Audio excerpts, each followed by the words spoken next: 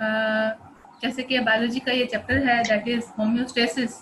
आपने देखा होगा कि इस पूरे चैप्टर में आपको मेरी आवाज क्लियरली आ गई है दोनों को? Yes ma'am. अच्छा, अलिशा आपको भी? Yes ma'am. जी मैम। होम्योस्टेसिस के चैप्टर में जितनी भी चीजें आप पढ़ेंगे that is all about the maintenance of internal environment of an organism even at the cell level. एक पूरा जानदार खुद को एक लिविंग ऑर्गेनिज्म जो है वो उसके इर्द गिर्द का जो भी इन्वायरमेंट है, चाहे वो बहुत शदीद समर सीजन है या वेरी हार्श कंडीशंस हैं विंटर की, या वाटर का लेवल बहुत लेस है, बहुत पानी की स्ट्रिंजेंट लेवल तक की कमी है या बहुत फ्लडिंग है, वो कैसे उसको उस इन्वायरमेंट में एक सेल है या एक टिश्यू है या एक पूरा लिविंग ऑर्गेनिज्म है वो कैसे खुद को उस इन्वायरमेंट में एडजस्ट करेगा। ठीक है मेरी बात? अच्छा, अब ये चैप्टर ही होम्योस्टेसिस के नाम से है। अगर मैं आपको इनिशियली इसकी डेफिनेशन दिखाऊं तो ये आपके बुक में फर्स्ट चैप्टर है। आपको मेरी दोनों को स्क्रीन नजर आ रही है? क्लियर है? Yes ma'am. ये मैं इसको हाईलाइट करूंगी साथ साथ ताकि आपको ये चीज क्लियर होती जाए कि what is homeostasis. Protection of internal environment from the harms of fluctuation in external environment is called homeostasis. अच्छा, क्या होता है फ्लक्चुएशंस एक्सटर्नल एनवायरनमेंट में? आपको पता है कि एक्सटर्नल एनवायरनमेंट में कौन कौन सी चीजें काउंट होती हैं। सबसे पहली चीज तो टेम्परेचर है। ऐसे ही है बाहर हमारे ह्यूमन बॉडी Yes, के ma'am. बाहर एनवायरनमेंट का जो टेम्परेचर है, उसके अलावा वाटर का लेवल है, पानी कम है ज़्यादा है, फिर उसके बाद जो चीज़ें हैं that are different gases, carbon dioxide है, ऑक्सीजन है, उसका लेवल कम या ज़्यादा होना। पीएच लेवल है, क्योंकि अगर कुछ ऑर्गेनिज्म वाटर में रह रहे हैं तो वाटर का पीएच लेवल क्या है। तो अगर उसमें बहुत ज़्यादा अप एंड डाउन आ जाता है, ठीक है, ड्यू टू एनवायरमेंटल फैक्टर्स में, जैसे कि हमारा वेदर चेंज होता है, वेदर की वजह से ह्यूमिडिटी बदलती रहती है, टेम्परेचर का लेवल चेंज होता रहता है, तो उस चेंज को लिविंग ऑर्गेनिजम्स कैसे एडजस्ट करते हैं, दिस इज कॉल्ड होम्योस्टेसिस। मेरी बात समझ रहे हैं आप लोग? जी। Yes, कि ma'am. जी, कि जैसे अगर बाहर बहुत ज़्यादा वेदर समर है, बहुत ज़्यादा शदीद गर्मी है, अब होना तो यूँ चाहिए कि उस शदीद गर्मी की वजह से वो लिविंग ऑर्गेनिज्म वो उसकी डेथ हो सकती है, लेकिन वो हर लेवल की कोशिश करेगा कि अपने अंदर वाटर लेवल को मेंटेन किया जाए, अपने बॉडी सरफेस को कूल डाउन रखा जाए। जैसे कि हमारी ह्यूमन बॉडी में आप देखिए स्वेटिंग होती है, हमें जैसे ही गर्मी लगती है हमारी बॉडी से पसीना आना शुरू हो जाता है। उसका फायदा क्या है? उसका फायदा ये है कि उसकी वजह से हमारी बॉडी की सरफेस कूल डाउन रहती है और जो एक इंतहाई ज़्यादा गर्मी की जो फीलिंग है वो कम हो जाती है और वो हमारे बॉडी को टेम्परेचर को डाउन करने में हेल्पफुल होता है।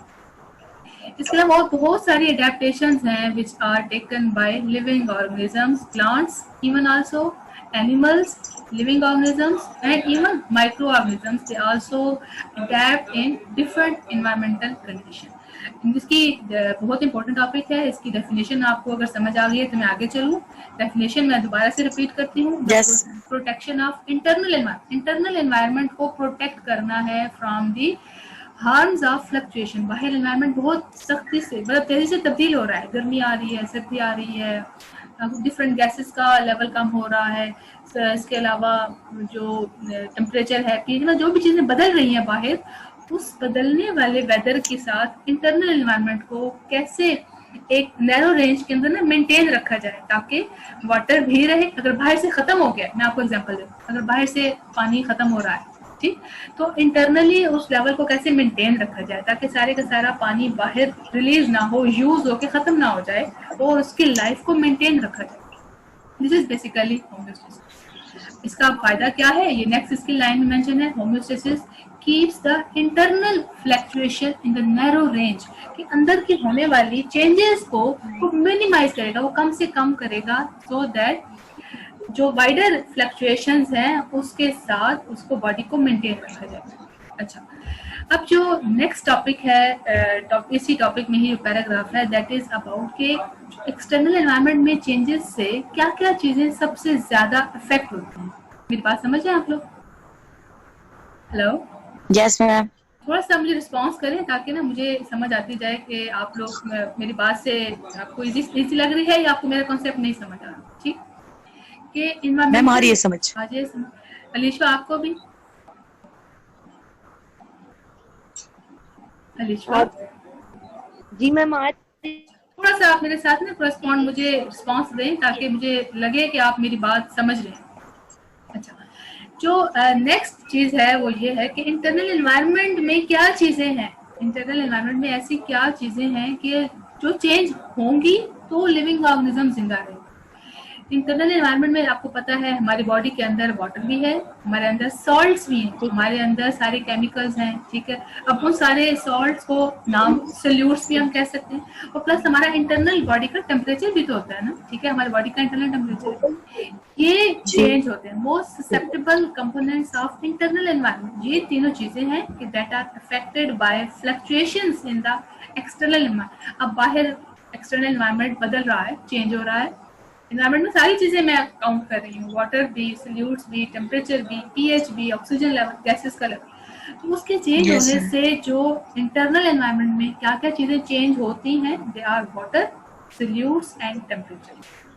अच्छा, फिर उसके बाद जो उसकी बॉडी से, देखिए वाटर जो हमारा बॉडी का एक्सक्रीटरी सिस्टम है, बॉडी से वाटर को रिलीज करता है, और हमारे जितने भी बॉडी से हार्मफुल नाइट्रोजनियस वेस्ट है, ऐसे ही है ना, नाइट्रोजनियस वेस्ट है, human body, animals they urinate. क्या होता है कि यूरिनेशन से और फीसेस जो बॉडी से हार्मफुल एक्स्ट्रा कंपाउंड होते हैं, they are released with the help of water. अब पानी जितना होगा बॉडी के अंदर, वो उसके अकॉर्डिंगली उस पानी के अमाउंट के हिसाब से नाइट्रोजनियस वेस्ट को चेंज किया जाता है। पानी ज्यादा है तो the type of nitrogenous compound that is being wasted it will be of different category. अगर पानी की क्वांटिटी थोड़ी मीडियम लेवल की है तो जो टाइप ऑफ नाइट्रोजनियस वेस्ट हम आगे पढ़ेंगे कितनी तरह के नाइट्रोजनियस वेस्ट होते हैं, ठीक, depending upon the availability of water. अब यहाँ पर तीन आपको टर्म्स नजर आ रही हैं। First is osmoregulation, next is excretion and next is thermoregulation. ये वही चीज है जो हम पढ़ रहे हैं कि कैसे सॉल्ट्स के लेवल को मेंटेन रखना है, ठीक, कैसे नाइट्रोजनस वेस्ट को रिमूव करना है, और कैसे टेम्परेचर को मेंटेन रखना है, ठीक।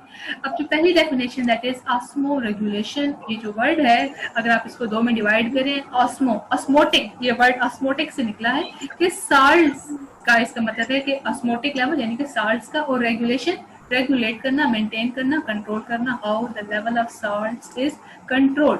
अगर इसकी डेफिनेशन देखा जाए, the mechanism of regulation generally between organisms and it's environment, कि एक ऑर्गेनिज्म अपने एनवायरनमेंट में से कैसे सल्यूट को, यानी कि तमाम के तमाम साल्ट्स को, and gain and loss of water को मेंटेन, रेगुलेट कर रहा है, मेंटेन कर रहा है, control. This is basically called osmoregulation. Clear है मेरी बात, समझ आ रही है सबको? Yes sir.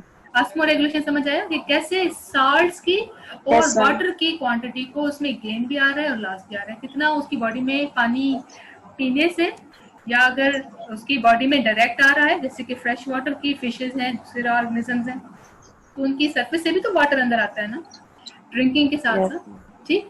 तो गेन वो हो गया, और लॉस उसकी बॉडी से एक्सक्रीशन में भी, और उसकी डायरेक्ट बॉडी सरफेस से भी जितना भी वाटर लॉस हो रहा है।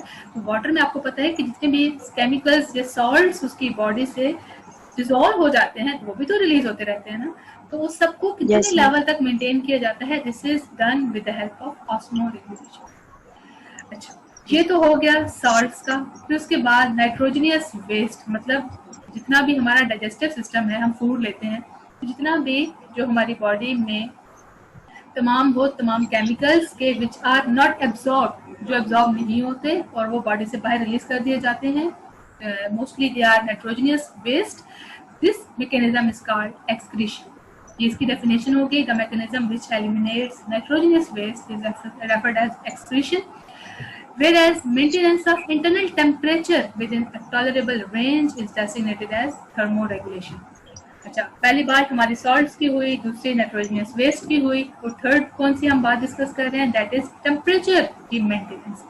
इसको थर्मो, आपको नाम से जाहिर हो रहा है, थर्ड टेम्परेचर और रेगुलेशन, इनकी मेंटेन करना, कंट्रोल करना। तीन हमने फिनोमेना पढ़े, ऑस्मोरेगुलेशन, एक्सक्रीशन एंड थर्मोरेगुलेशन। इसमें जी, इसमें डिफरेंस, इसकी डेफिनेशन भी आ सकती है, इसको डिफाइन करें, इसमें डिफरेंशिएशन भी आ सकता है, differentiate between osmoregulation and thermoregulation. फिर आपको ब्लॉक में दोबारा से होम्योस्टेसिस की डेफिनेशन नजर आ रही है। Is the homeostasis is the central requirement in the maintenance of organism. ठीक है, ये इसकी सबसे बड़ी नीड क्या है? इसकी नीड ये है कि इट इज सेंट्रल रिक्वायरमेंट के ऑर्गेनिज्म को मेंटेन करना, विच कंपेल्स द एडाप्ट। अच्छा, अब इसने क्या करना है? ये चलो हेल्प तो कर रहा है कि ऑर्गेनिज्म के इंटरनल एनवायरनमेंट को, टेम्परेचर को, उसके वाटर लेवल को, उसके पीएच को मेंटेन तो कर रहा है, लेकिन कैसे कर रहा है? वो कैसे करेगा? वो हेल्प करेगा या वो मजबूर करेगा ऑर्गेनिज्म को डिफरेंट एडेप्टेशंस में। और एडेप्टेशंस क्या होती हैं कि फॉर एग्जांपल उसने अपनी बॉडी के टेम्परेचर को कैसे मेंटेन करना है, वो अडेप्ट करेगा। अपनी बॉडी का टेम्परेचर या तो बहुत कम कर लेगा या हाई कर लेगा। ठीक, वाटर की जो रिलीज लेवल है उसको या ज्यादा पानी को जाने देगा या पानी की रिलीज को वहां पर स्टॉप रोक देगा। तो which compels the adaptation in constant changing conditions and contribute in evolutionary process. Homeostasis का एक फायदा या उसके कंट्रीब्यूशन क्या है? ये एवोल्यूशन में, एवोल्यूशन जैसे कि आपको पता है कि कैसे initially from the prokaryotic cell to इस आज तक की दुनिया के इंसान आए हैं with the help of evolution, मतलब gradually changes आई हैं, the changes are being taken in and then they are transferred to the next generation। एक generation से next generation में these changes are being passed on और एक final जो एक state या एक condition आई है, this is all studied in evolutionary process। ये तो हो गया homeostasis की बात। अब एक नेक्स्ट बात ये है कि ये किस लेवल पर मेंटेन किया जाता है इंटरनल एनवायरनमेंट को। ये पूरे ऑर्गेनिज्म के लेवल पर और उस ऑर्गेनिज्म के हर एक सेल की लेवल पर भी इस कंट्रोल सिस्टम को मेंटेन किया जाता है। ठीक, लाइकवाइज ये आपको नजर आ रहा है नेक्स्ट जो ये मैं यहाँ से पैराग्राफ स्टार्ट कर रही हूँ, लाइकवाइज द कंट्रोल सिस्टम। अब ये कंट्रोल सिस्टम है ना, मेंटेन कर रहा है इंटरनल एनवायरनमेंट को। ये कंट्रोल सिस्टम मेंटेन करता है among intracellular and extra cellular internal environment of an organism also at cell level. हर एक सेल लेवल की बुनियाद पर भी वहां पर उसको मेंटेन करता है control system, fluctuating in the narrow range in intracellular with in cell membrane compare to in extra cellular environment. देखिए cells they all contribute, they all make tissues. ठीक है, उस सेल की सेल मेम्ब्रेन के बाहर जो है it will B extra cellular. अब जो नेक्स्ट आपके पेज पर डायग्राम है, अगर आप ये डायग्राम देख लें तो ये वाला इसकी यहाँ पर कंप्लीट डिस्क्रिप्शन है। ये देखिए ये सेल्स है, ये इसका इंटरनल एनवायरनमेंट है, इंट्रा सेलुलर एनवायरनमेंट हम इसको कहेंगे। और इसकी सेल मेम्ब्रेन के जो बाहर वाला एनवायरनमेंट है this is called extra cellular environment. ठीक, एक्स्ट्रा सेलुलर। अब ये इस सेल का अपना एक कंट्रोल सिस्टम है, आपको नजर आ रहा है ये इस टी शेप में एक सिस्टम इसका दिखाया हुआ है। कंट्रोल सिस्टम का मतलब ये है कि it will sense the changes in the environment. ऐसे ही है ना, ये इसके एनवायरनमेंट में चेंजेस को सेंस करेगा, फिर इसको आके मैसेज कन्वे होता है इस कंट्रोल सिस्टम को कि एनवायरनमेंट में ये चेंजेस आ रही हैं। फिर वो सेल के इंटरनल एनवायरनमेंट को उसके हिसाब से मेंटेन करेगा कि अगर बाहर वेदर बहुत हार्श गर्म है, बहुत समर शदीद गर्मी है, तो वो इसको कूल डाउन करने की कोशिश करेगा। अगर बाहर वेदर बहुत से कोल्ड टेम्परेचर है तो वो इसको थोड़ा सा वार्म रखने की कोशिश करेगा ताकि यहाँ पर सेल मेम्ब्रेन या लिविंग ऑर्गेनिज्म ऐसे फ्रीज ना हो जाए, तो उसको फ्रीजिंग से रोकेगा। मेरी बात क्लियर हो रही है सबको? तो ये एक सेल भी अपने एनवायरनमेंट से, और फिर जब सेल कि पूरा एक सिस्टम बन जाता है तो उस पूरे एक ऑर्गेनिज्म का भी एक कंट्रोल सिस्टम है कि जो उसके बाहर ये देख रहे हैं उसका अपना एक एक्सटर्नल एनवायरनमेंट है। पूरे ऑर्गेनिज्म का भी एक एक्सटर्नल एनवायरनमेंट है, एक कंट्रोल सिस्टम है, और फिर एक सेल लेवल का भी अपना एक कंट्रोल सिस्टम है, और वो सेल के भी इंटरनल और एक्सटर्नल एनवायरनमेंट है, उसके हिसाब से वो सब चीजों को आपस में मेंटेन करता है। ठीक, तो अब देखें अब सेल में क्या हो रहा है कि सेल में एक तो सोल्यूट्स और वाटर। अब हर एक सेल में आपको पता है उसकी ऑर्गेनेलिज होती हैं, ऑर्गेनेलिज में जितनी भी चीजें हैं उसके ऑर्गेनेलिज में वो तमाम प्रोड्यूस कर रहे होते हैं, मेटाबोलाइट्स प्रोड्यूस हो रहे होते हैं, हार्मोन्स प्रोड्यूस हो रहे होते हैं, केमिकल्स प्रोड्यूस हो रहे होते हैं। उनकी प्रोडक्शन को भी और सारे सिस्टम को मेंटेन करने को भी एक खास कंट्रोल सिस्टम के थ्रू मेंटेन किया जाता है।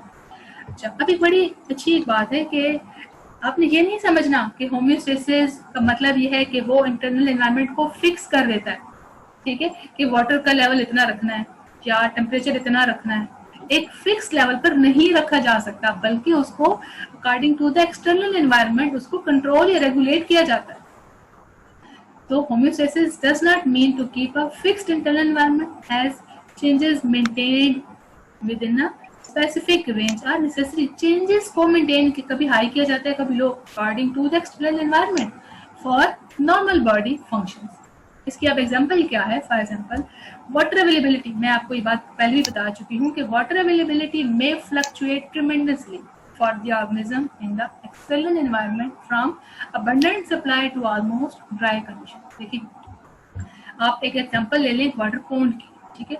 कभी रेनी सीजन में क्या होता है कि वहाँ पर बारिश के बाद पानी के लेवल बहुत ज़्यादा हो जाता है पॉन्ड में, ठीक है। आप एक रिवर की बात कर लें या एक छोटे वाटर जो भी आपका एक वाटर बॉडी है, ठीक। अब क्या होता है कि समर सीजन में हो सकता है कि वहाँ से पानी वो बिल्कुल ख़त्म हो जाए। तो अब दो सिचुएशंस हैं, एक तो अबंडेंट सप्लाई था, ठीक है, यानी कि पानी की सप्लाई बहुत ज़्यादा थी, और दूसरी कंडीशन क्या है? Almost dry condition. अब इन दोनों सिचुएशंस में और जो ऑर्गेनिज्म वहाँ रह रहे थे उसने अपने आप को लाइव रखने के लिए, जिंदा रखने के लिए उसके एडेप्टेशंस डिफरेंट होंगे। ऐसे ही है ना, अबंडेंट सप्लाई में वो अपने सिस्टम्स को ऐसे एक्टिवेट करेगा कि उसकी बॉडी में से वाटर बहुत ही ज्यादा अंदर ना आ जाए, ठीक है। वो बॉडी से वाटर को बार बार रेगुलेट, यानी कि वाटर को बॉडी से बाहर रिलीज भी करता रहेगा। और दूसरी कंडीशन क्या है? ऑलमोस्ट ड्राई कंडीशन, कि वाटर की बहुत कमी है, बहुत शदीद कमी है, पानी है ही नहीं बाहर। अब वो क्या करेगा कि अपनी बॉडी से वाटर, आपको पता है ट्रांसपायर भी तो हो जाता है ना, एवापोरेट हो जाता है, वाटर यूटिलाइज हो जाएगा, तो वो उस यूटिलाइजेशन को बहुत हद तक मिनिमाइज करने की कोशिश करेगा ताकि बॉडी के अंदर वाटर की लेवल एक लेवल तक का रहे। तो ये दो कंडीशन है अगर तो। However the quantity of water in the body that is internal environment में वेरी। अब इंटरनल एनवायरनमेंट, बॉडी का जो इंटरनल एनवायरनमेंट का वाटर है में वेरी, वो चेंज होता रहेगा in the response to abundant supply and dry condition. ऐसे ही है ना, मेरी बात समझ रहे हैं आप कि इंटरनल एनवायरनमेंट में जो वाटर है उसका लेवल इट विल वेरी, वो चेंज होता रहेगा in the response to abundant supply. Abundant supply में वाटर लेवल इंटरनल एनवायरनमेट में और होगा, और जो ड्राई कंडीशन में उन दोनों उस कंडीशन में वाटर का इंटरनल लेवल और होगा, बट इन नैरो रेंज, मतलब थोड़ा सा इंटरनल नैरो रेंज के अंदर ही, मतलब एक जो टॉलरेबल रेंज होती है ना, एक ऑप्टिमम रेंज, उसी के अंदर ही वाटर का लेवल रहेगा। इसका फायदा क्या होता है? इसका फायदा ये होगा कि कंट्रोल सिस्टम, देखिए जो कंट्रोल सिस्टम लगा हुआ है वो इन्वायरमेंट में अगर तो अबंडेंट सप्लाई है, ठीक है, जैसे कि अगर हम जैसे एक चले पॉन्ड की बात कर लें या हम रिवर की बात कर लें, उस रिवर में पानी का लेवल बहुत, फ्रेश वाटर में पानी का अबंडेंट सप्लाई है, बहुत ज्यादा पानी। अब क्या होगा, होना तो क्या चाहिए कि अबंडेंट सप्लाई है तो वाटर सेल्स के अंदर, फिर उस लिविंग ऑर्गेनिजम्स के अंदर पानी की बिल्कुल इनकमिंग स्टार्ट, पानी अंदर आना, भरना शुरू हो जाएगा। लेकिन उसके भरने से क्या होगा कि उस ऑर्गेनिज्म की डेथ हो सकती है ना, ऑर्गेनिज्म खत्म हो जाएगा इतने ज्यादा पानी के इनटेक की वजह से। तो उस इनटेक को रोकना है, उस इनटेक को स्टॉप करना है। तो ये कौन सेंस करता है? कंट्रोल सिस्टम सेंस करता है। वो उस अबंडेंट सप्लाई को देखेगा कि अच्छा बाहर पानी ज्यादा है, वो अपने तमाम जितने भी कंट्रोल सिस्टम है उसको एक्टिवेट करेगा। कंट्रोल सिस्टम देखेंगे कि अच्छा बाहर अबंडेंट पानी है, वो अंदर अपने जितने भी जो सिस्टम्स हैं पानी को रेगुलेट करने वाले कि अच्छा पानी आ रहा है उसको बाहर भेजना है। इस तरीके से एक optimum level of the water will be maintained inside body, ठीक। और दूसरी कंडीशन हमने क्या पढ़ी? दूसरी कंडीशन क्या है कि बाहर ड्राई कंडीशन है, तो अब वो ड्राई कंडीशन में ऑर्गेनिज्म की डिहाइड्रेशन से भी उसको रोकेगा कि ऐसा ना हो जाए कि अगर बाहर ड्राई कंडीशन है, टेम्परेचर बहुत हाई है और वाटर की अवेलेबिलिटी भी नहीं है, पानी कम है, तो नॉर्मल कंडीशन में तो क्या होता है कि ऑर्गेनिज्म को जाहिर है इंटरनल जितने भी उसके सिस्टम्स हैं उसको चलाने के लिए वाटर तो चाहिए, पानी यूटिलाइज भी होता है, वाटर बॉडी की सरफेस को कूल डाउन रखने के लिए भी चाहिए होता है। तो वो वाटर की कम से कम यूटिलाइजेशन को मैनेज किया जाता है ताकि पानी खत्म ना हो जाए। यहाँ तक तो हमें ये बात पता चली कि कंट्रोल सिस्टम बॉडी को हेल्प कर रहा है कि अगर तो अबंडेंट सप्लाई है, हम सिर्फ एग्जांपल यहाँ पर वाटर की ले, अगर तो अबंडेंट सप्लाई है तो वाटर को ये ना हो कि अंदर बॉडी का फ्लडिंग हो जाए, ये ना हो कि फ्लडिंग हो जाए, वाटर को कम करना है, मेंटेन करना है। और अगर बाहर कमी है पानी की तो भी वाटर बॉडी को डिहाइड्रेशन से रोकना है, बचाना। जी बचाना। अच्छा, अब बाकी बात क्या है कि इसी की ही आगे कंटिन्यूएशन है। Furthermore adaptation to lower level of range in the dry condition, ठीक है। अब ड्राई कंडीशन में adaptations and to the higher level of range in abundant supply of water is good for the organisms to feel normal within internal fluctuations forced by drastic external fluctuation. देखिए दो बातें हैं, एक तो drastic का मतलब है शदीद, बहुत अचानक। ड्रास्टिक एक्सटर्नल फ्लक्चुएशन है बाहर बॉडी के जो एक्स्ट्रा सेलुलर या एक्स्ट्रा उसकी बॉडी के बाहर का जो एनवायरनमेंट है वो बदल रहा है, उसके चेंज होने की वजह से इंटरनल फ्लक्चुएशन आएंगी। अब इंटरनल फ्लक्चुएशंस को इस लेवल पर मेंटेन किया जाता है ताकि बॉडी नॉर्मल फील करे। ऐसा ना हो कि एकदम से चेंजेस आएंगी, तो आपको पता है कि एकदम की चेंजेस से लिविंग ऑर्गेनिजम्स को काफी एक शदीद किस्म का जर्क लग सकता है, क्योंकि आपको पता है कि उसको एक नॉर्मल रेंज हर चीज की, वाटर की लेवल, सल्यूट्स की, हर तमाम केमिकल्स की उसको चाहिए।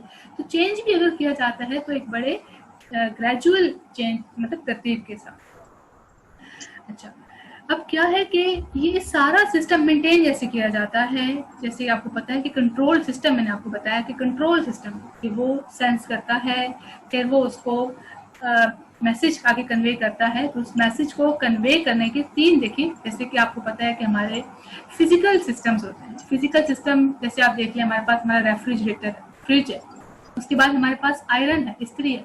उसमें क्या होता है कि हम एक टेम्परेचर सेट कर देते हैं, ठीक।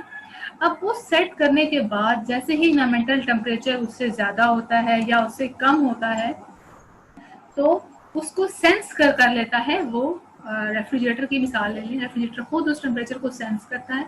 अगर फॉर एग्जांपल बाहर गर्मी ज़्यादा है और फ्रिज का सेट टेम्परेचर जो है वो अपने फॉर एग्जांपल 4 डिग्री पे किया हुआ है, तो वो उस 4, जैसे ही फ्रिज के अंदर का टेम्परेचर 4 डिग्री से ज़्यादा होगा तो वो ऑटोमेटिकली उसको मेंटेन करने की कोशिश करता है। तो ये हमारा लिविंग ऑर्गेनिज्म का कंट्रोल सिस्टम, और ये जो दूसरे फ्रिज और इस्त्री वगैरह कंट्रोल सिस्टम है, ये बिल्कुल उसी जैसा, उसी मैकेनिज्म, उसी बेस पर काम करता है। Control system have been acquired for variety of homeostatic regulation. These control system work exactly on the mechanism of physical control system. इसके 3 कंपोनेंट्स हैं, एक रिसेप्टर है, एक कंट्रोल सेंटर है और एक अफेक्टर है। आज मैं आपको यहीं तक बताऊंगी क्योंकि टाइम क्लास कवर होने वाला है कि रिसेप्टर आपको पता है, नाम से जाहिर है, जो रिसीव करेगा, टेम्परेचर को सेंस करेगा। फिर उसके बाद कंट्रोल सेंटर है कि जो उसको सेंस करने के बाद सिस्टम को समझने की कोशिश करता है और फैक्टर को मैसेज कन्वे करता है कि what other reaction has to be shown, कि अगर टेम्परेचर में है या वाटर की जो भी मैसेज आया हुआ है फ्रॉम द रिसेप्टर, आगे फैक्टर्स उसको रिएक्शन को शो करते हैं। यहाँ तक